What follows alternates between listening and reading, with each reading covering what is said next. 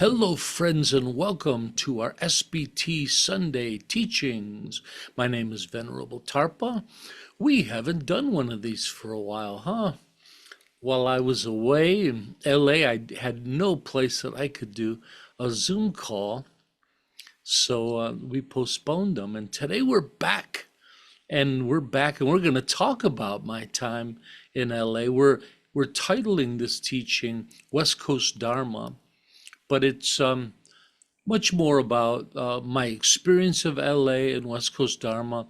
And instead of answering everybody's posts one at a time of how was your trip, tell me all about it, I thought I would do a big video and just send it out to everybody because I'm a terribly lazy monk.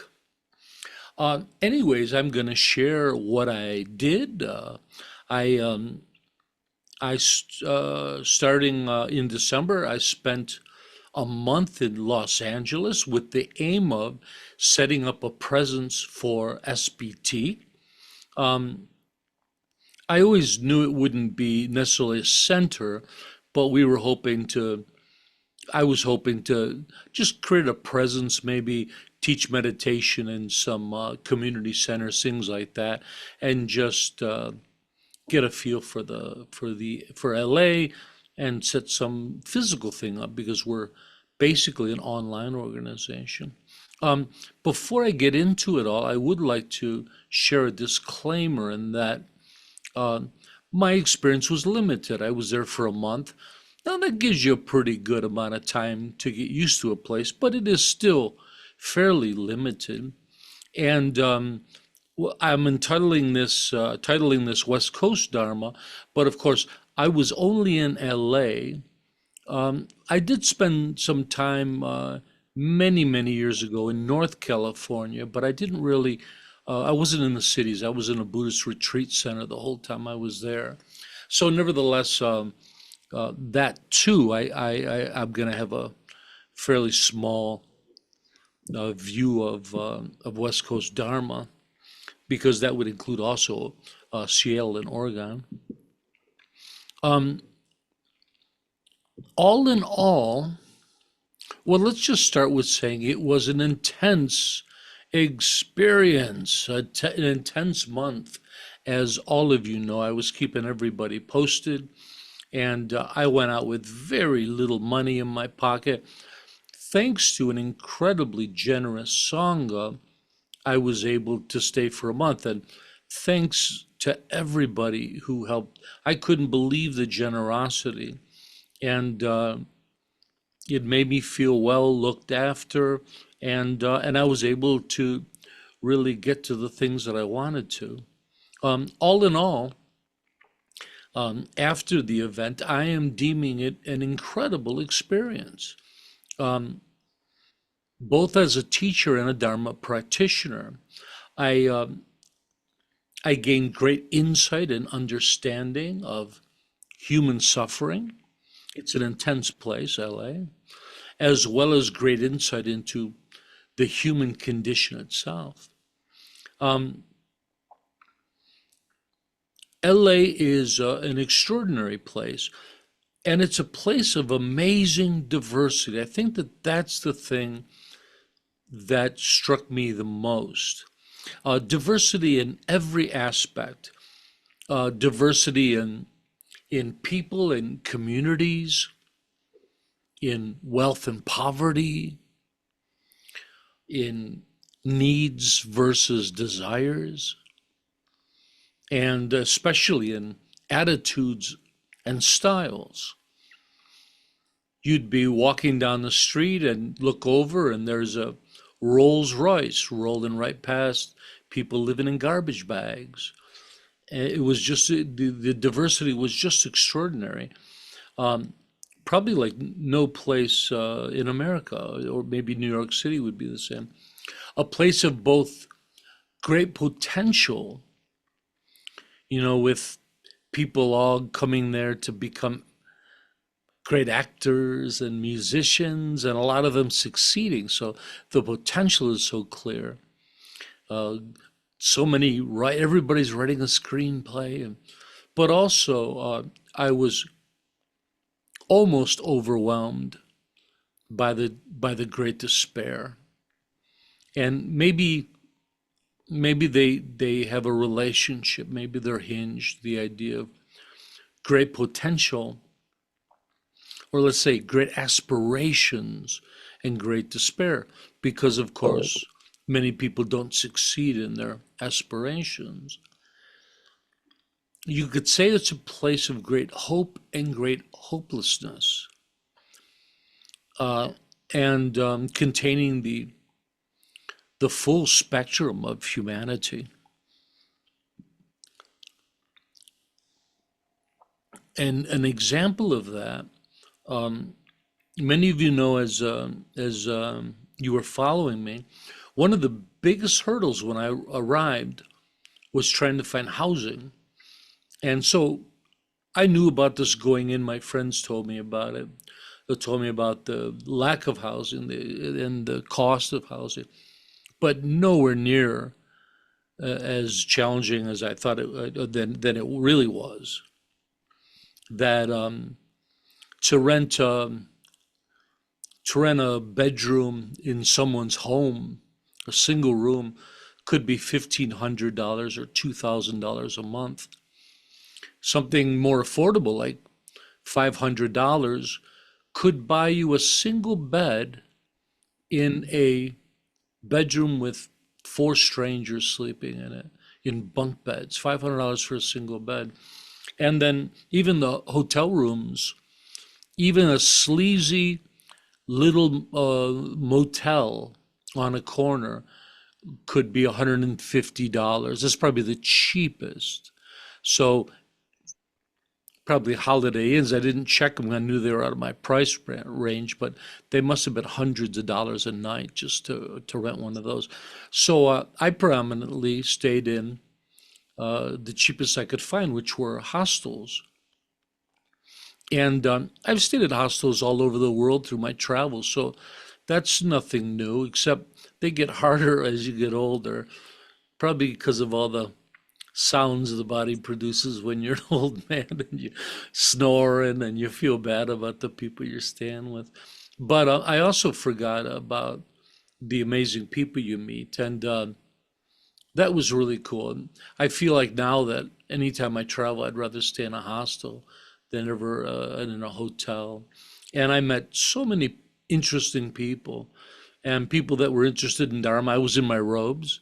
People that were interested in Dharma, and just really extraordinary people, and made some really great connections. So, though that was challenging, it was pretty cool. But ultimately, any kind of reasonable long-term housing was just impossible. I applied for a, a what they call Section 8, assisted housing. I was put on endless lists. I must have been on 4 or 5 different lists, and they all say the same thing. It takes months if you're ever even able to do such a thing. So that was really discouraging at the beginning for me, because basically all I needed was an affordable small place to have a home base. The rest, teaching and building a community, that could just happen slowly at its own pace. It was simply just trying to find a single room with a Wi-Fi that I could run SPT and do online teachings, Zoom calls, and that was impossible to find. And so at a certain point, um, well, I'll get to that in a second. What was interesting was, again, getting back to what an incredible learning experience it was. The things that I saw, like one of the things was I actually witnessed a person going through the process of becoming homeless.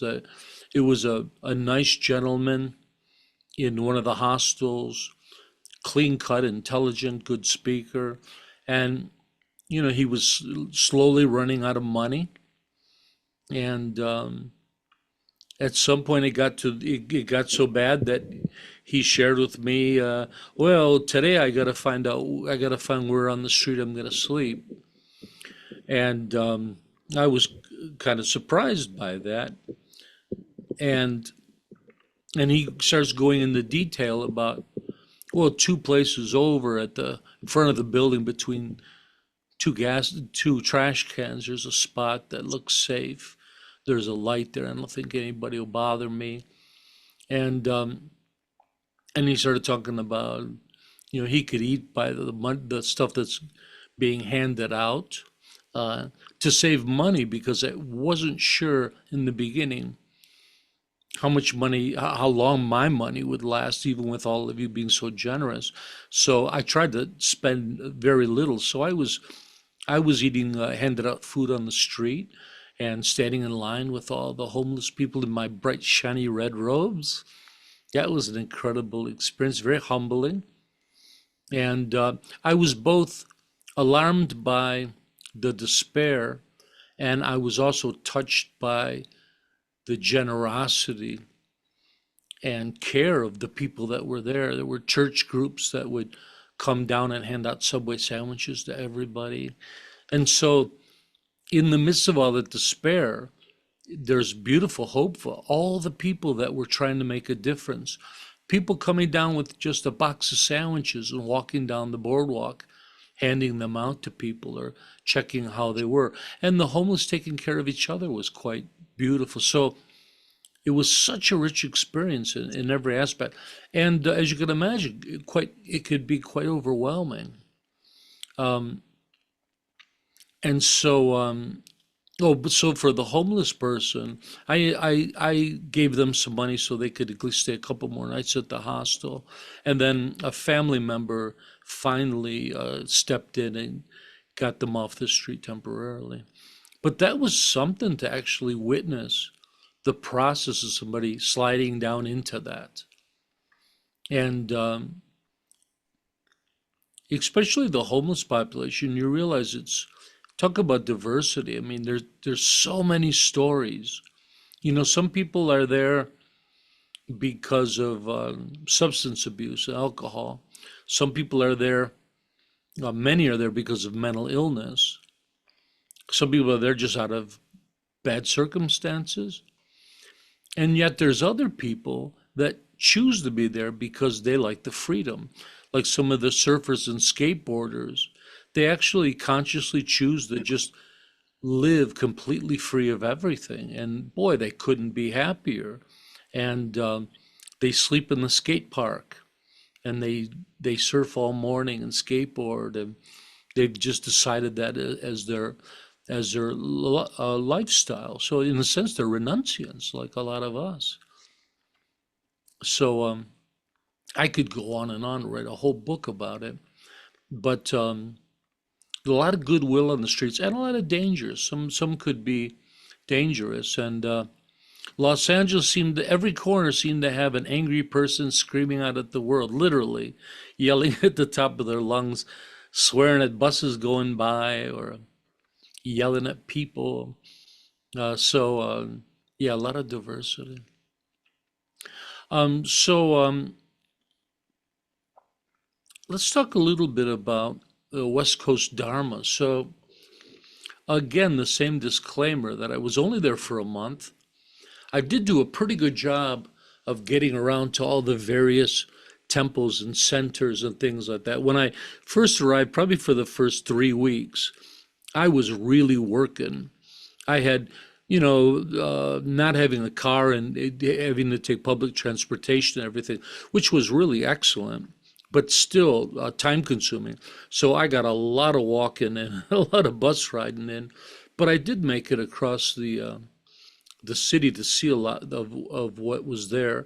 And they have a great diversity, as you can imagine, of religions, and of course, a great array of Buddhist traditions as well.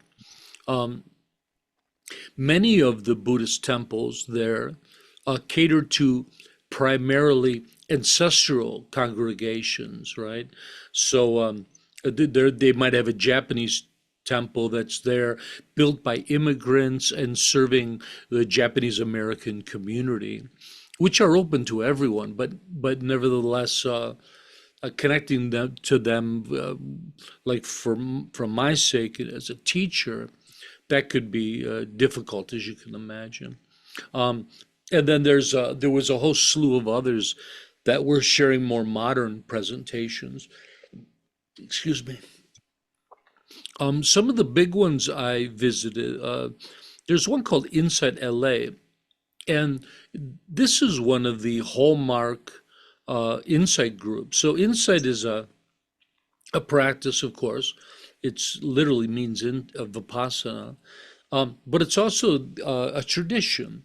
And the insight tradition is basically Ajahn Chah's students, his American students mostly. Um, Ajahn Chah was a great Thai forest master, uh, and all the greats that we know in America, um, Joseph Goldstein, and all the people from Spirit Rock. For some reason, they're all leaving my mind, but there's a whole slew of them.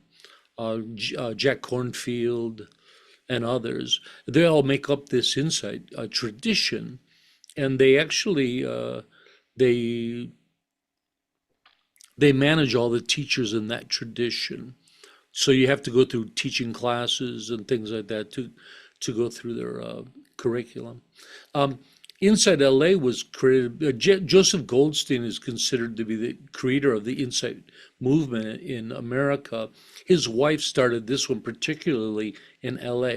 So as you can imagine, this is a flagship Insight meditation group and center there. Very beautiful center. Um, there was another group called Against the Stream, started by Noah Levine. Noah Levine is famous for a book he wrote years back called Dharma Punks.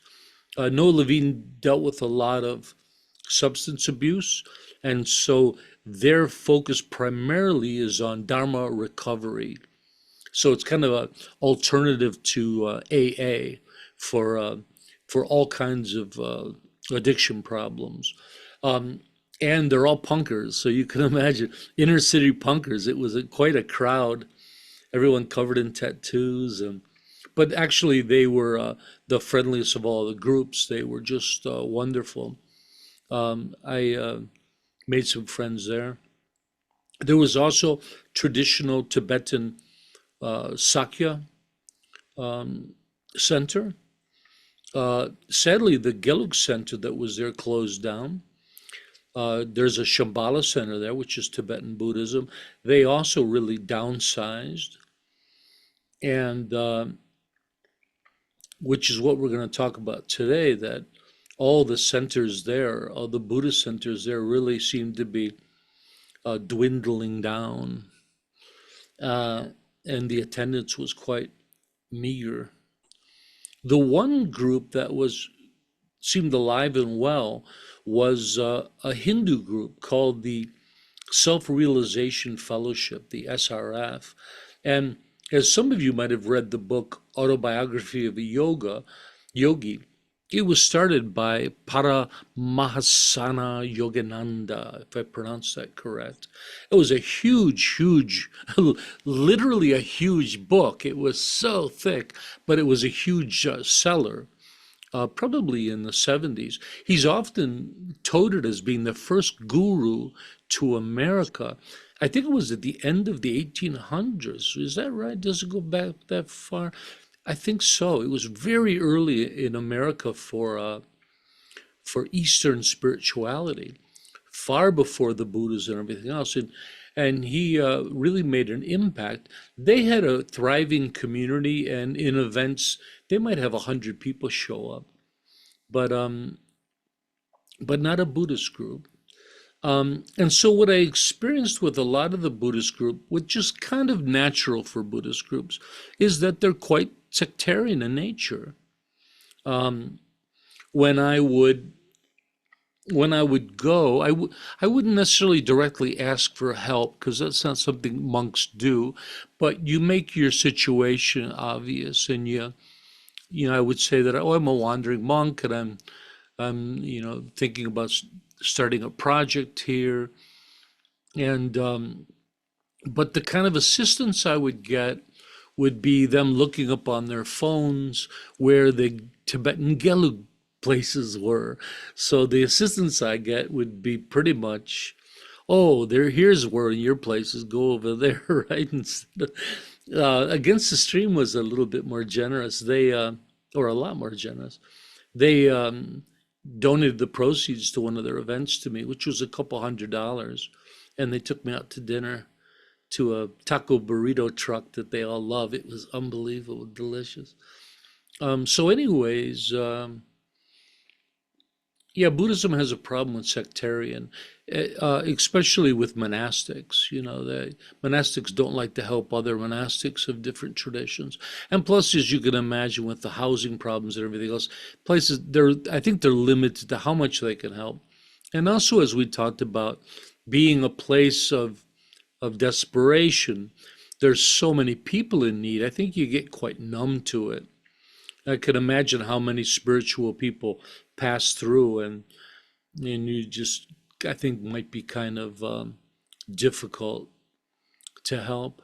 Um, all the sanghas I visited, Buddhist sanghas, seem to be struggling with low attendance. Other than those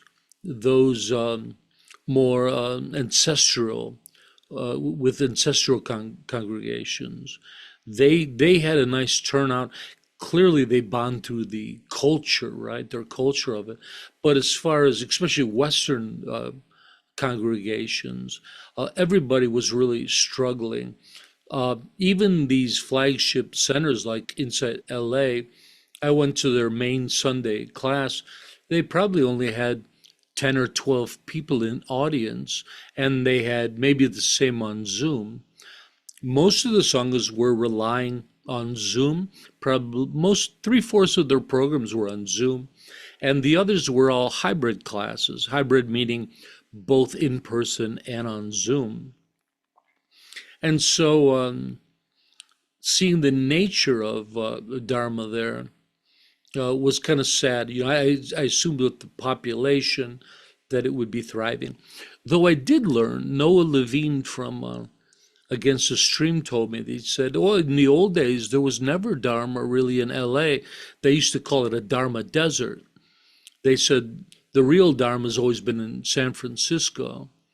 And but I was also told that that's kind of a similar state of affairs there, though I didn't see it firsthand.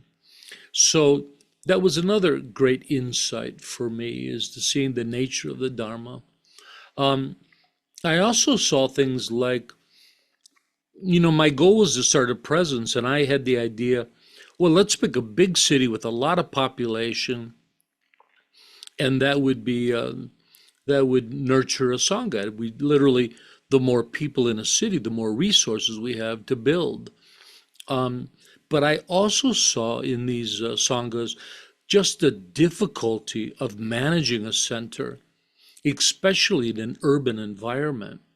And and it was the first time I realized how groups use event fees to filter their audience. In the past, I was always shocked by how much some groups charged for teachings or retreats. And I started to realize that often they do it on purpose so they get a certain caliber of Sangha members. In LA, they would charge at least $5. And I really believe it's to keep homeless people out. And which they're allowed to do. I don't necessarily see it as a negative thing, depending on your view. It's okay to pick out an audience that works for you. Um, Christianity seems to have they like to benefit the world in a broader canvas. Buddhism often likes to pinpoint audiences that they believe that they can help, and then through that spread it further. It's up to you whether you think that that's ethical or not. I think that we're allowed to do that at some point. I'm going to talk about that in a moment. But Yeah, I never really kind of realized that before, but you charge a lot of money, and guess what? You have only a rich sangha, and they can all hang out together. Any questions so far?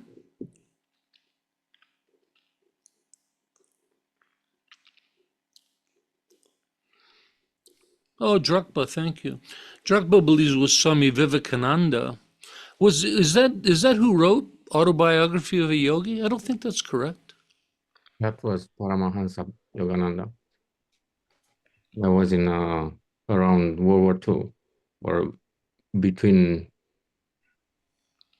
uh, World War One and Two. Okay. But I think I have the author of the book right? Swami Vivekananda is a different lineage, right? Ah, No, okay. they're You guys both could, Raja Yoga, and they kind of same lineage. okay. Well, I thought Swami Vivekananda was a student of the other. Uh, uh, I'm probably mistaken. I don't know my Hinduism very well. Thank you very much. I'll let you all Google that on your own and post questions. Pasang, would you like to share? Yeah, I would like to ask you if you saw many musicians that were trying to make it there but didn't do that, and how they lived, if they lived on the street or So I didn't go to any clubs to look at no. the local music. The musicians that I saw were people playing on the boardwalk on the street. And there Okay. was some real talented people and other people just playing with like logs and water buckets and things. It was very strange. So yeah, you saw a little bit of everything. Again, the diversity is just outrageous there. Because You I've see, seen on YouTube very talented people that playing on the boardwalk in Los Angeles. That and it's very popular to have a kind of rhythm section, and they uh, program as they go, so to say. ah, So there's they a have few. drums, bass, and so on. And There's a few talented people, but I think the hmm, majority of them are kind of funny people with musical instruments making noise. And there's okay, dancers, and there's a lot of street performers doing stuff, and rappers and break dancers. That's the great thing. It's like a carnival right there along the beach, and all kinds of great carny food. And David? Do you think, Tarpa, if you'd had plenty of money, the outcome would have been different? Or do you think you'd have come to much the same conclusions?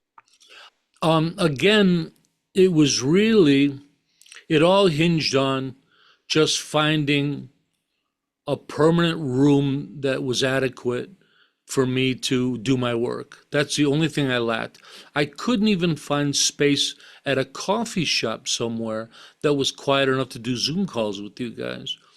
It was just, it was tough. So I think as long as I could survive, then the work could slowly build. So money would have helped that. And if I would have arrived and the first week I found a nice little place to stay in, yes, my opinions might have been very, but objectively, what I'm sharing here, I don't think would change. What I'm sharing with everybody here, I think my final evaluation uh, would be the same. So ultimately, the first 3 weeks I just worked endlessly, and I was just exhausted. Trying to find a place to stay, petitioning places to teach, meeting Dharma centers and trying to make friends. And at some point, I just, I guess I just got thoroughly exhausted. And two things. One of them, I decided, hey, I don't want to, this isn't what I want to do, really simply. The second one is I realized I couldn't run SBT online and physically in LA at the same time.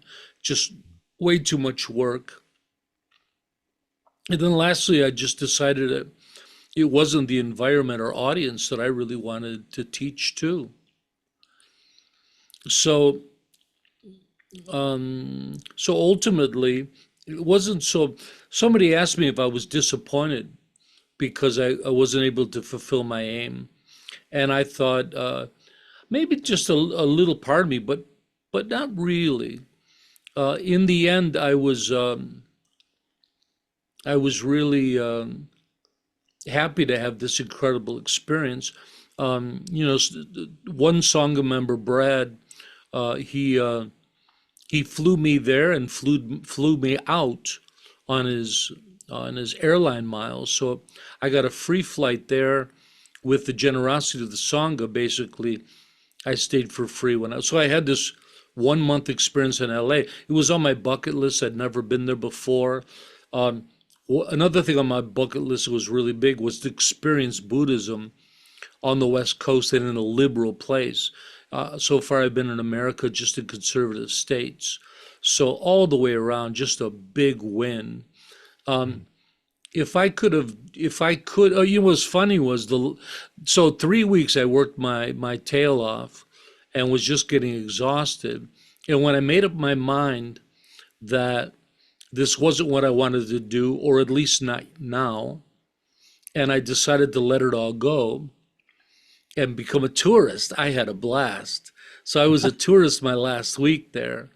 And then it had changed my view. I got to see more of the beauty of it all, and kind of that intensity of my work was really coloring everything. So the last week I had so much fun, and I hung around with some friends that I made. They took me around sightseeing. But on the last week, some housing finally came in. Uh, Somebody found a sailboat for me to live on in a dock, which I thought sounded kind of romantic. Very small sailboat. But I thought, oh, this is too much work for me. Because I am 61 now. And it was also nice to jump back into the game after all these years and do something really adventurous again. Like when I sold everything and moved to India. And I've done it so many times. When I left the monastery with nothing in my pocket and just my begging bowl, and I traveled across Asia for a year and a half. So it was kind of cool to do that again. But definitely, I felt I could feel my age. I didn't have the resources that I used to have. So maybe it was my last big flame, but it was really cool in those regards. Yeah, I feel that I was very fortunate to be able to experience that, check it off my bucket list. And also, I have a much better idea of what SBT needs, or what I think it needs. The Dalai Lama has a great quote: sometimes not getting what you want is a wonderful stroke of luck. Mm. And I feel very lucky. And a lot of it was to do with the Sangha. The Sangha was so worried about me. They were just about begging me to go to Nawang's place. So Nawang was so kind. He bailed, he saved me. He said, "Go, come out here. I need somebody to sweep up and wash the bathtub and stuff." So I came out here, but the Sangha was just begging me, "Oh, Tarpa, stop. Go back." And I thought, yeah, I think they got a point. I think I put enough effort in. Would anybody else like to share? Tashi? I'm glad you did go because you needed to know. Otherwise, it would have been bugging you for the rest of your life. And I think all in all, it was a good experience, you know. It And, really and was. yeah, so I'm glad you did go, but I'm so glad you're just now on now. I am too. Nawang's house is really nice. And no homeless people screaming at me when I walk down the walk. Well, Tarpa, I did tell you that my brother lives in Santa Monica, and I reached out to him to try to get you a place, but he was telling me, oh, good luck. He said, why did he land in LA? I was wondering, why didn't you go up to the north, like Santa Cruz or that area? Because you were there once before. that area is beautiful, and there are. Because I've been there once before. Oh, okay. Yeah, Yeah, I'd never been to South California. yeah. And I did have a friend there. Brad was there, but Hmm. unfortunately, he spends the winters in the Philippines. Hmm. Hmm. Well, yeah, I know LA, so I Mm. when I heard you were going there, I was kind of concerned. I thought, well, I wonder, is he all set up? So, Nope, flying yeah. by the seat of my pants. And Yeshi came out and helped me out considerably. Uh-huh. And he's about a 3 hour drive away. So no, it was lovely. And when you struggle, one of the great things you get to see is the beauty of other people's actions, the beauty of people's generosity and care. And so just all the way around, just a wonderful, deep, deep experience. Maybe one of the deepest experiences I have. And for a teacher to really be around and touch that poverty and despair, to stand in line at a soup kitchen, to to sit around with the homeless people on the street and find out where to get resources and things like that. Boy, it's so grounding and so powerful. So, Miss Cat. Yeah, I'm just on my phone, so it's kind of kind of weird. Couldn't find the little hand button. Did you find that there were any particular meditation practices that helped you, like the presence and acceptance, or is there anything that sort of just kicked in? Any particular practices when you Well, you were getting exhausted and yeah? my meditation practice actually suffered because there was just nowhere really to meditate. I don't need much, and also just the survival thing about all my time invested in getting things to happen. But so I wouldn't say any one. I think that sometimes when it became really strong, I would naturally just get kicked into a meditative state. But I don't think any one practice. I think I just relied on all of them like I normally do. Maybe the practice of trust. There you go. Our SBT practice of trust. I said the word trust aloud many, many times a day. Like a mantra. People must have thought I was crazy. And I did survive. I'm still here, so there's something to it. Hey, I'd like to share a little bit more. So, um, with that said, let me take a peek at something. 1 second. I just want to make sure I don't go over. I wanted to talk a little bit about what I got from the trip and where it leads us. Uh, so in the end, again, I came to that conclusion that I just didn't want to work in that environment. And like bodhisattvas who have the freedom to work where they choose, SBT can also put our efforts into the environments, the audiences, and the presentations that we deem most conducive to our sensibilities. The Buddha himself carefully chose the environment and audience that he taught. The Buddha, in his day, the Brahmins were more in the cities. The Jains were in the far forest, very deep renunciants, where the Buddha decided to be in the middle between those. The Buddha was away from the chaos of the city, but close enough that those people could come and find him, and close enough that the monks could go into town to get their meal. And the Buddha also chose to teach to the best and the brightest. They talk often about the disciples of the Buddha being just extraordinary students. The Buddha didn't teach in the inner city to the poor, and I'm sure he taught to some, but generally, it seems like he chose his environment and his audience. So we're permitted to do the same. And it's not out of callousness. That there's different people that are drawn to different issues or different environments. Some love to teach in Dharma prison sangha, teaching meditation in prisons. For whatever the reason, they're compelled to do that and help those people. Maybe they know somebody in prison. Maybe they're working with their own fears. Other Dharma practitioners might work in hospice. For whatever reason they're drawn to. We have some sangha members that are in clergy school, so they do that for whatever the reason. So it's fine to pick that area that you're interested in. Maybe if I was a resident of LA and I grew up in that environment, I would really understand it and enjoy it. Noah in his Dharma recovery group, he had a lot of issues with addiction, and so he had an affinity for helping those people. So there's bodhisattvas out there, there's teachers out there that can work in all the different environments. So it's okay to pick the ones we wish.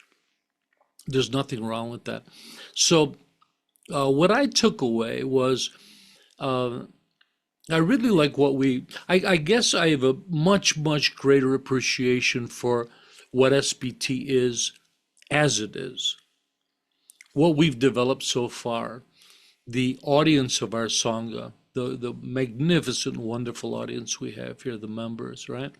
And so for me, instead of focusing on a large presence in a big city, which was my first aim, I really learned that it wasn't something that I was interested in.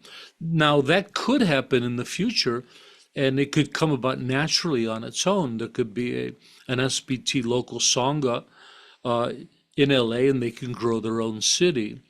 But I really came away with the idea of reinvesting and strengthening our status as an online Sangha. I think this is where our strength is. And looking at all the brick and mortar Dharma centers that are relying on Zoom, I'm starting to realize that we really had the right idea from the beginning. So, but at the same time, continue to evolve our local Sangha initiative. As you know, we're urging our members, our lay ordained, to start local sanghas in their communities, at community centers and libraries and things like that. So we're going to continue that, but let it grow naturally.